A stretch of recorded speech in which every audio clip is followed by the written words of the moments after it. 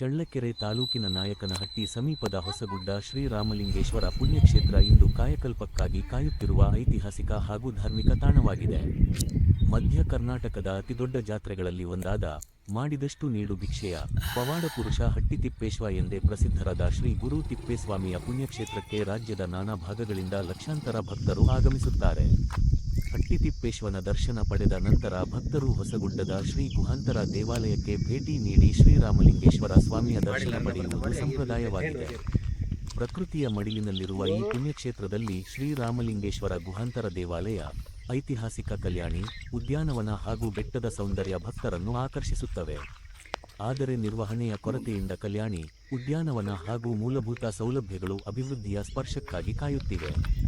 ಭಕ್ತರಿಗೆ ಕುಡಿಯುವ ನೀರು, ಶೌಚಾಲಯ, ವಿಶ್ರಾಂತಿ ಮಂಟಪ, ಬೆಳಕು ವ್ಯವಸ್ಥೆ ಹಾಗೂ ರಸ್ತೆ ಅಭಿವೃದ್ಧಿ ಸೇರಿದಂತೆ ಅಗತ್ಯ ಸೌಲಭ್ಯಗಳನ್ನು ಒದಗಿಸುವಂತೆ ಸಾರ್ವಜನಿಕರು ಆಗ್ರಹಿಸಿದ್ದಾರೆ. ಪ್ರವಾಸೋದ್ಯಮ ಇಲಾಖೆ ಹಾಗೂ ಸಂಬಂಧಿತ ಅಧಿಕಾರಿಗಳು ವಿಶೇಷ ಯೋಜನೆ ರೂಪಿಸಿ ಹೊಸಗುಡ್ಡ ಶ್ರೀರಾಮಲಿಂಗೇಶ್ವರ ಪುಣ್ಯಕ್ಷೇತ್ರದ ಅಭಿವೃದ್ಧಿಗೆ ಮುಂದಾದರೆ ಇದು ರಾಜ್ಯದ ಪ್ರಮುಖ ಧಾರ್ಮಿಕ ಹಾಗೂ ಪ್ರವಾಸಿ ತಾಣವಾಗಿ ಮತ್ತಷ್ಟು ಖ್ಯಾತಿ ಪಡೆಯಲಿದೆ. ಚಳ್ಳಕೆರೆ ತಾಲೂಕಿನ ನಾಯಕನಹಟ್ಟಿ ಸಮೀಪದ ಹೊಸಗುಡ್ಡ ಶ್ರೀರಾಮಲಿಂಗೇಶ್ವರ ಪುಣ್ಯಕ್ಷೇತ್ರ ಇಂದು ಕಾಯಕಲ್ಪಕ್ಕಾಗಿ ಕಾಯುತ್ತಿರುವ ಐತಿಹಾಸಿಕ ಹಾಗೂ ಧಾರ್ಮಿಕ ತಾಣವಾಗಿದೆ.